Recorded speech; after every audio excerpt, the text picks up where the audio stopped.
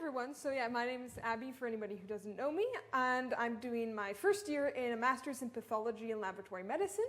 I'm currently working in Dr. Ed Conway's lab at the Centre for Blood Research. So my goal today is to try to convince you all to be as excited about blood clotting as I am.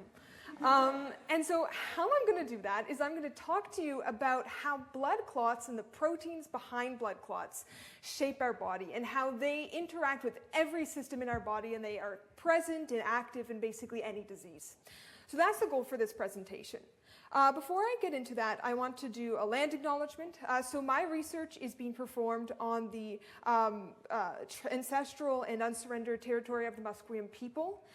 This is especially important to bear in mind when we're talking about medical research and healthcare, because Indigenous communities across the country continue to face inequitable access to healthcare clinics, treatments, and diagnoses. Particularly in my lab, we study type 2 diabetes, and this disproportionately affects Indigenous populations, both in prevalence and also in the successful and availability of treatments due to colonial systemic barriers to access to these treatments. So I would just like us to bear that in mind as I go forward throughout this presentation. So I'm going to start us with a bit of a case study to get us into what happens in a blood clot. So let's imagine we're in the common kitchen, or whatever kitchen you cook in, and you're chopping up carrots and you cut your finger with a knife. So what do you do? So hopefully the first thing you do is get your blood away from the carrots. But after that, what is your body doing during this time? So I feel like it's fairly intuitive that our bodies don't want to lose a lot of blood, right? That's never going to be good for us. So our body wants to stop the bleeding. So we've got this open wound in our skin. So how are we going to go about doing this? Well, there's going to be clot formation that happens that stops the blood from leaking out of the blood vessels. And that's where people usually stop thinking about blood clotting. We usually just take this for granted. For most people, this will hopefully happen within like half an hour or so, probably sooner. And then you sort of move on your merry way, your scab is there. All is good. But for the purposes of this presentation, before I get into how clotting interacts with a range of different systems in our body, I first want us to get a sense of what exactly is going on in a clot. So let's take a look at a blood vessel. So here we have sort of a transection view of a blood vessel with a red blood cell just showing the direction of blood movement. Now, of course, there are many different types of cells in blood. I'm not going to go into them today, but these cells are also suspended in a fluid called plasma. And in plasma, there is water, nutrients, waste that the blood is carrying away, all of these things that the blood is there to do, to carry away and transport. One component of a blood vessel that's not shown yet, but that I want to draw our attention to is tissue factor. So tissue factor is a protein, and it's it's found on the outside of blood vessels. So it sort of forms like a shell around it. So the important thing about this is that when blood is normally traveling through the blood vessel, it's not coming in contact with tissue factor. It doesn't even know it's there. What happens if we have an injury, such as when we're dealing with a knife in the kitchen, is that we get damage to the blood vessel. And so now blood is now able to leave this vessel, and what happens is it comes into contact with this tissue factor. So suspended and sort of dissolved into the plasma are a bunch of things I'm just going to group together under the name of clotting proteins. And these are all the proteins that contribute in the chain of reactions that eventually lead to the formation of a blood clot. So these clotting proteins are able to interact with the tissue factor on the outside of the blood vessel, and this essentially triggers these reactions that lead to the clot formation. Ultimately, we're going to get the deposition of a solid clot. Now, what does that clot look like? So, also circulating in the blood, we have this protein known as fibrinogen. The name isn't really important for the purposes of this presentation. The main thing to keep in mind is that there's this other clotting protein called thrombin. Now, thrombin is really good at cutting other proteins up into little pieces. So this is what it does to fibrinogen. So it cuts it up into tiny little sections, and in doing so, it makes them sticky. So these little fragments start to stick to each other, they start to stick to blood vessel walls, they also start to stick to any cells that are trying to get by them. And so this is how we end up with the formation of a solid blood clot in the blood vessel. And the goal is that this prevents the movement of cells and liquid past this blood clot in the case that we've gotten damage to the blood vessel. So this is all great, but the purpose of my presentation is to talk about how blood clotting really goes beyond just clotting. Now, Western scientists have known about blood clotting proteins for over a century. They started being discovered in the mid-19th century, and in the mid-1900s, we really started piecing together how all of these different proteins interact to form this blood clot. However, at the time, we really thought of it as this discrete phenomenon. So the blood clotting proteins, they're doing their own thing in the blood. They're not really talking to anything else. They're just creating a blood clot. However, it is a truth universally acknowledged that biology will always be more complicated than it has to be. And this is because nature is efficient. So why would we have 100 proteins doing different things when we could have one protein doing 100 different things? There is this sort of mindset that we're sort of like bags of water based on like how much water we have in our bodies. I would actually amend this to say we are bags of water with a bunch of proteins in us, basically interacting with whatever they can get their peptide hands on. So bearing this in mind, let's go back to the kitchen. So we've gotten this blood clot forming. We've gotten this open wound. What is the next thing our body is going to want to do? So of course, the next thing is going to be infection. Normally, our skin provides a physical barrier between sort of bacteria on the outside and all of our bodily fluids and all that on the inside. However, of course, an open wound is not only allowing blood out, it's allowing bacteria in. So, remember what I said about nature being efficient? Well, we've got a lot of blood clotting proteins at this site because we've already got a clot forming. So it kind of makes sense that they're also going to try to talk to the immune system to trigger an immune response. And this is exactly what happens. Before I get into this interaction, I just want to give us sort of a brief overview of how cells communicate. First of all, why is it so important that cells can communicate? So all of our tissue is made up of cells, of course. Hopefully it's not news to anybody that we are multicellular organisms. And what this entails is that all of our cells are going to have to be talking to each other. You know, we can be divided into organ systems, organs, tissues, but eventually it all comes back down to cells.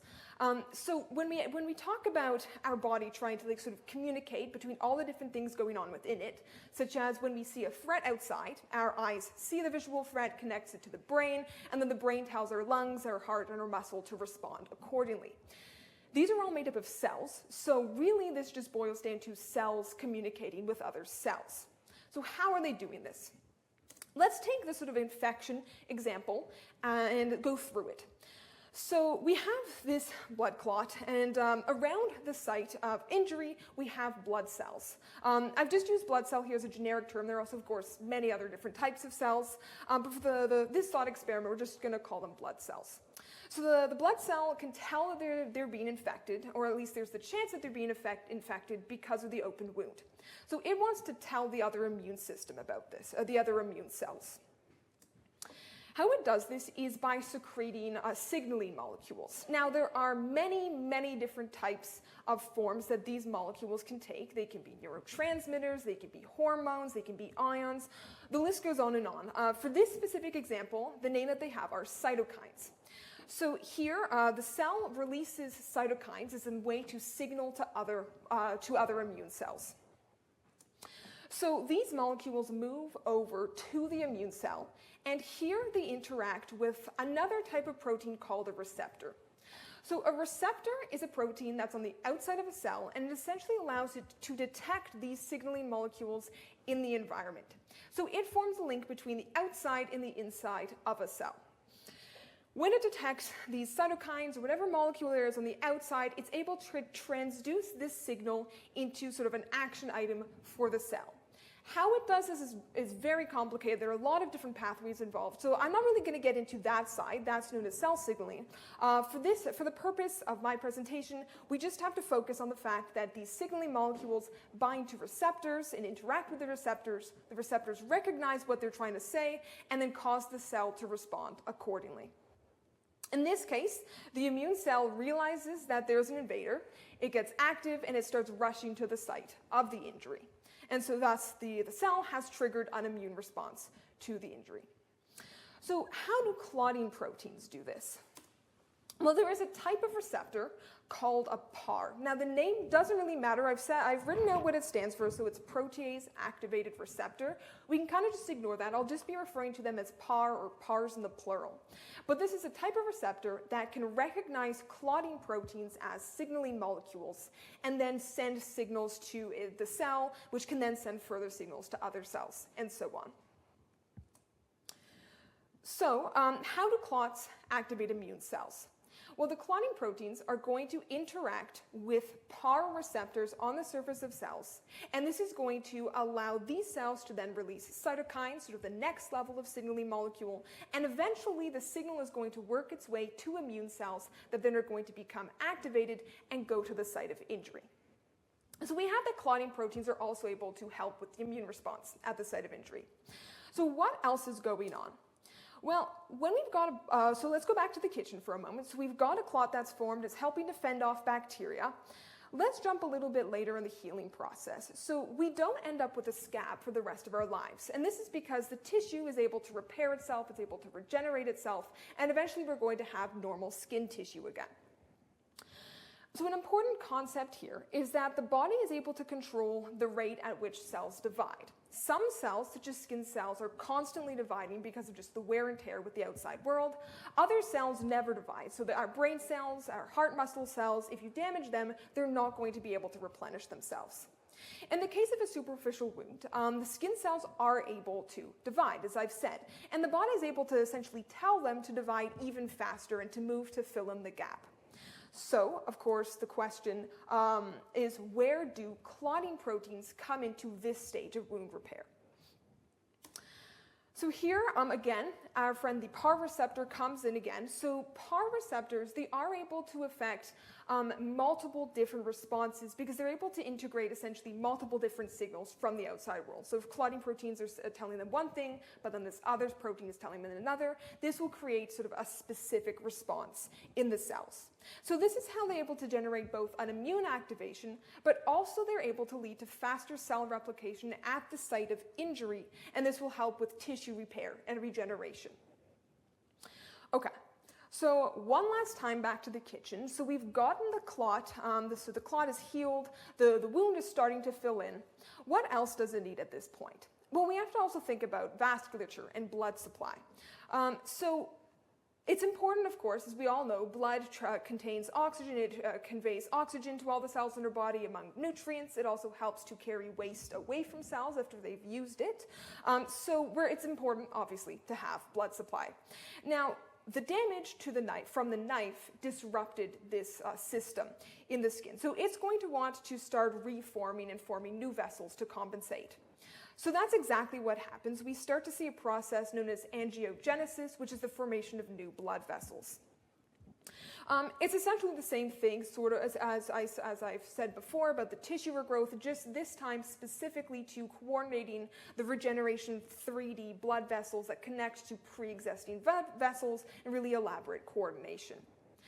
So let's go back to clots. How do they contribute to this? Well, again, through these PARs. Another effect that PARs are able to convey is that they're able to also tell blood vessels that they need to form new sort of sprouts at the site of injury. Okay, so that's how clots, some of the ways that clots contribute to wound healing. So before I get into the disease side of this, I want to just do a quick recap of what we've learned so far. So we've talked about how clotting happens. So when we get injury to a vessel, it's able to leave and then escape and encounter tissue factor on the outside of blood vessels. We've also looked at how cells communicate through signaling molecules and they interact with receptors, but specifically we talked about the PAR receptor that recognizes clotting proteins. And finally, and most importantly for this presentation, we learned that clotting proteins help with wound repair. So this is all sounding really great, right? So we have clotting proteins. Not only do they help clot and prevent the loss of blood, they also help to allow like a synchronized and prompt response to immune cells, to invading pathogens, etc. The problem with us just being a water bag full of proteins that are interacting with each other is that if one protein starts to run amok, basically this has a huge impact on all of them. So this is how we get that a tiny disturbance in one part of our body can have devastating consequences. Before I go any further, I want us to do an exercise together. So I'm going to ask you guys to take out your phones and pick any disease you want and Google it and clotting. Almost every disease is associated with a higher risk of blood clotting, so most likely you're going to see some results. So the importance of this activity is to show that basically any disease is going to lead to higher levels of blood clotting, and of course this can have devastating impacts for the patient involved. And so this is probably why it's so exciting from a research angle to be looking at this, because this can show new ways to treat this disease and to treat these complications. So we can sort of get a bit of a cycle happening. So clotting, as I'll go into in a moment, it's able to contribute to the development and the growth of diseases in the body. Similarly and conversely, the disease is able to lead to higher levels of clotting, and this sort of forms a vicious cycle where each exacerbates the other. And this is prevalent across many, many diseases. I don't have time to go through them all, so I've just chosen a couple examples. I'm going to start with cancer because it's so widely discussed. Everybody knows about cancer. So I'm going to focus for cancer specifically on this first part, so how blood clotting contributes to the development and the growth of cancer. Before I get into that, I just want to talk about what a tumor looks like and sort of what exactly a tumor is. At its most simple, this is probably familiar with most people here, but in cancer, a rogue cell starts dividing uncontrollably, and this leads to an area of overgrowth that is known as a tumor. So, as I mentioned before, the body can control the rate at which cells divide. However, and sort of predictably, sometimes this falls out of control, and this leads to cancer. So the danger of cancer is that it spreads throughout the body, but even benign tumors can pose serious problems due to the extreme growth and if they press on other organs or things nearby. So how do clots promote tumor growth? I've already touched on the fact that clotting proteins are able to trigger and promote rapid cell division. We saw this at the site of the wound to repair the tissue. However, if this happens in the setting of a tumor, this can lead to a faster and faster tumor growth. And this is, again, through these PAR proteins that I discussed earlier. Another thing I already touched upon is the growth of new blood vessels. One problem that tumors face is that as these cells divide uncontrollably, they lose their proximity to their blood supply. And so this can cause tumors problems because they get areas of lack of oxygen, toxic waste buildup, etc. So one thing that's really important for tumors to grow is the formation of new blood vessels that percolate within the tumor and help spread oxygen, nutrients, etc. to the tumor cells. Again, we've already talked about this. So clotting proteins are able to interact with PARs on the surface of cells, and this leads to new blood vessel growth. We saw this in wound healing, and this can also happen in tumors. So I hope we're starting to see how all of these things can be interconnected, where things that are good in terms of wound healing and how they have an evolutionary benefit, they can also equally turn into very detrimental side effects of these clotting proteins. All right, now to sort of branch out from things we've looked at so far, I want to talk about how cancer cells survive. So we all know that our immune systems and our immune cells are working constantly to try to detect and kill invading pathogens and cells that can be a danger to us. So why are they unable to detect tumor cells or cancer cells? And it's because cancer cells have developed a range of ways to avoid detection by the immune system. I'm not going to get into the detail. There's a whole list of many, many mechanisms that actually clotting proteins contribute to a lot of them. I'm just going to give us one specific example. And this is going to branch off from PAR receptors, just so I stop sort of listing a lot of things that PARs can do. So let's look at an active immune cell. So immune cells, as they're traveling through our body, they're trying to figure out what cells are friend, what cells are foe, essentially. And how they do this is they have a lot of different receptors. And these receptors are able to detect proteins that are specific to dangerous cells. So often a lot of peptides and a lot of proteins are specific to bacteria, so that's one way they can recognize them. And when they find something that has these markers on them, the immune cell detects this and it activates the immune cell. This leads to two different things. So first of all, the immune cell starts killing anything it sees that has that marker on its surface. Second of all, it also starts rapidly cloning itself, so it starts replicating like crazy. So now we have a whole army of these immune cells that are all hunting down these cells that it's detected as being dangerous. How do we control this? So in a lot of autoimmune diseases, the immune system sort of goes out of control. So it's familiar to us that this can have very dangerous side effects if this isn't controlled properly. So the body has developed a lot of ways to help prevent these immune cells from cloning themselves and having this inflammatory reaction. One molecule that helps do this is known as TGF-beta1. The name, again, is not really important. All we have to remember is that it can prevent these immune cells from cloning themselves and creating this army of immune cells that's all attacking these cells. Normally at rest, it remains captured on the surface of platelets. So platelets are sort of small cell fragments in our blood that also help with clotting. So another link with clotting. So platelets sequester TGF-beta1, and this allows for normally a robust immune response. However, I'd like us to bring us back to thrombin. So thrombin is that protein that we saw that's really good at cutting things up. So what thrombin does to platelets and TGF-beta1 is essentially it clips TGF-beta1 off of the platelets. TGF-beta1 goes into circulation, and it's now able to find these immune cells and allow them to replicate. All right, one last point for cancer is I'd like to talk about how cancer spreads. So we're all familiar with metastasis, which is when the tumor spreads to other distal points in the body, and this can have devastating implications because it then starts impacting multiple different organ systems. Normally, cells in our skin and other organs, they are really tightly connected. And I mean, this makes sense because we don't really want all of our skin falling off all of a sudden, or we don't want our stomach sort of disintegrating into itself. So there are a lot of proteins that help mediate these links between cells.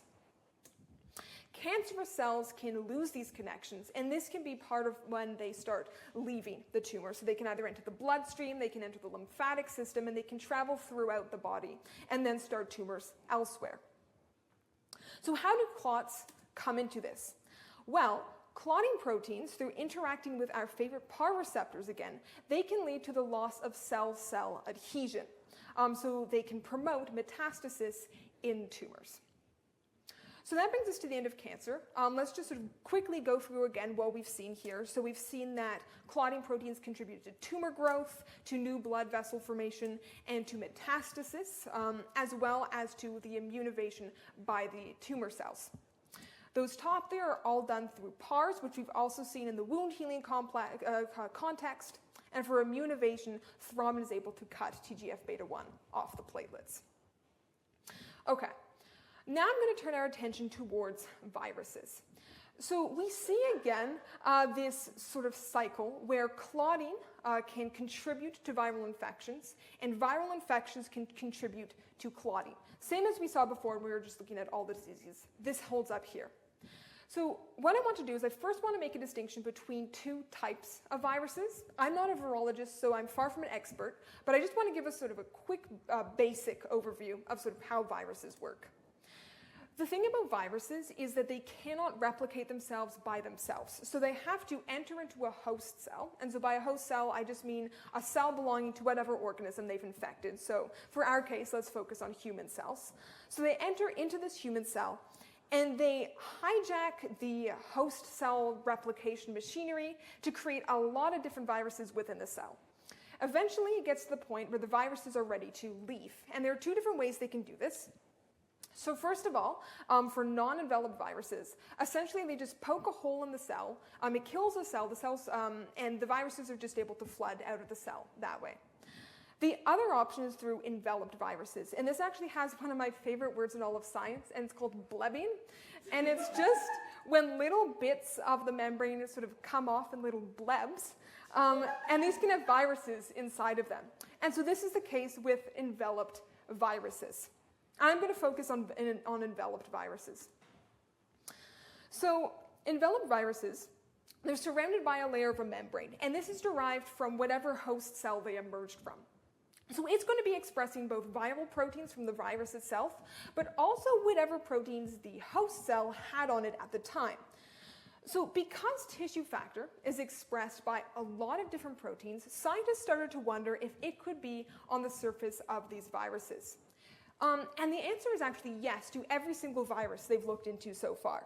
So I have a whole list here. So we've got COVID, HSV1, Ebola, HIV, influenza. These all have tissue factor on their envelope. So they're all going to be innately connected to the coagulation system because they have this trigger on their surface. Okay, so when I was talking about cancer, I was mainly focusing on the first part of the cycle where clots contribute to the development of the disease. Here I'm going to start by looking at the reverse. So I'm going to look at how viral infections can help increase clotting in patients. And now this is sort of on a lot of people's mind at the moment because COVID was found to have a lot of links to and higher risk of a lot of clotting complications. And so this is partly why scientists are starting to look into this more. Okay, so let's look at one of the layers in the blood vessel, and it's called the endothelium. If we look at how a blood vessel is made, essentially it's sort of a lot of rings of different types of cells that form a lot of different layers. The only one I'm going to talk about today is the endothelium, and this is just a fancy word for this innermost lining of the blood vessel. These cells are going to be in constant contact with the plasma, and this means they are going to interact with whatever is floating in it a lot. So this means it's primary for messaging, but also in the context of disease, it's probably going to be affected. So let's say we have viruses in our bloodstream. They're going to cause a lot of changes to the endothelium. And now this is going to have a range of effects. Again, for the purpose of my presentation, I'm really just looking at what it does to clotting. And the answer actually is it does a lot. So I've listed 3 things here, and I'll go through them now with you. So the first thing it does is it makes these endothelial cells produce more tissue factor. And remember when I said at the beginning that normally the circulating blood is not really in contact with tissue factor. Well, this is going to change it. We've got a lot of tissue factor here on the inside of the blood vessel. So this is going to make a very procoagulative state all along the circulatory system. Another thing it does is make the endothelium shed little bits of its membrane. Now, tissue factor is on the membrane of cells, so on sort of the outer lining of cells. And so when it sheds these little bits off, it's basically spewing tissue factor into the bloodstream so it can circulate throughout the body.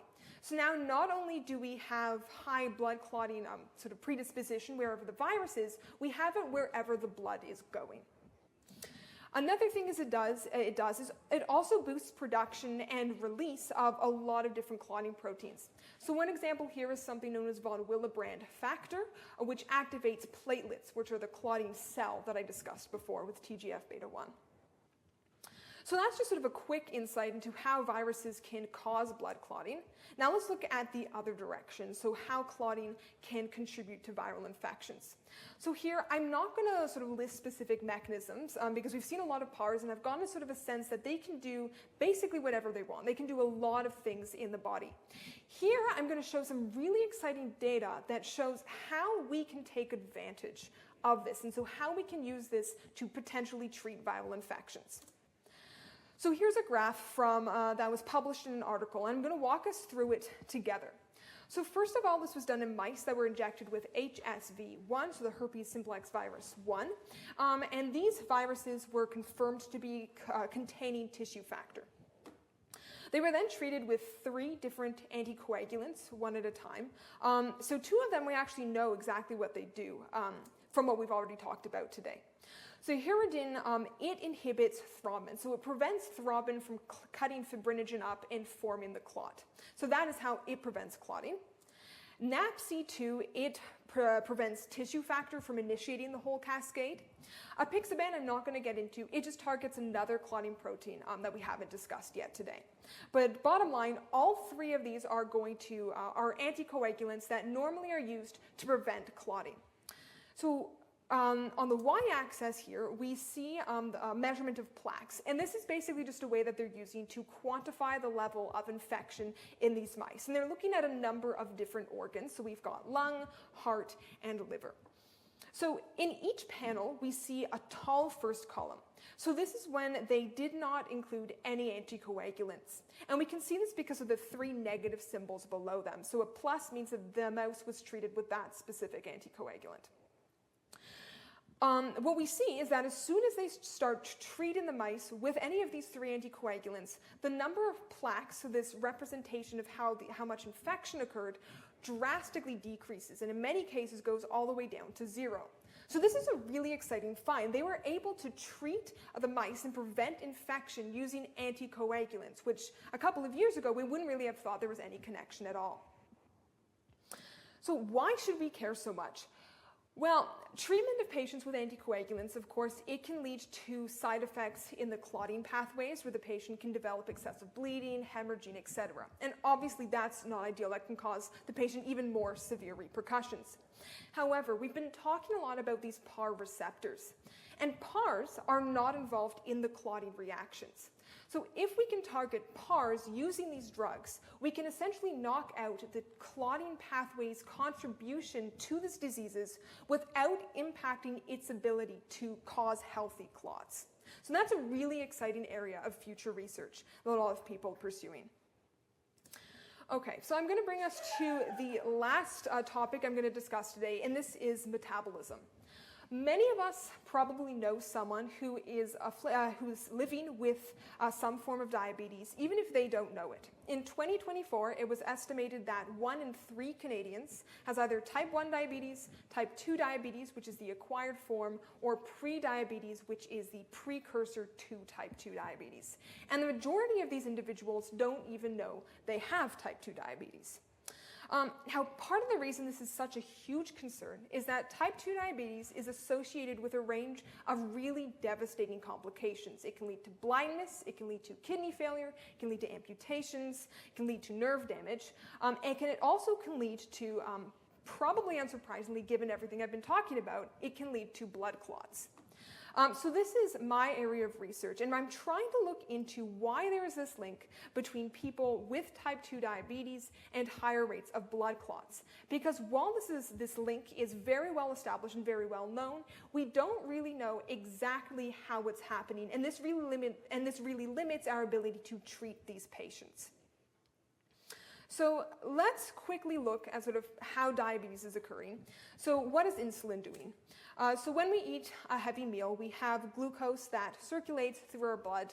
And glucose is the molecule that our cells will take up and then convert to energy that they use to do anything they need to do. So grow, replicate their DNA, etc.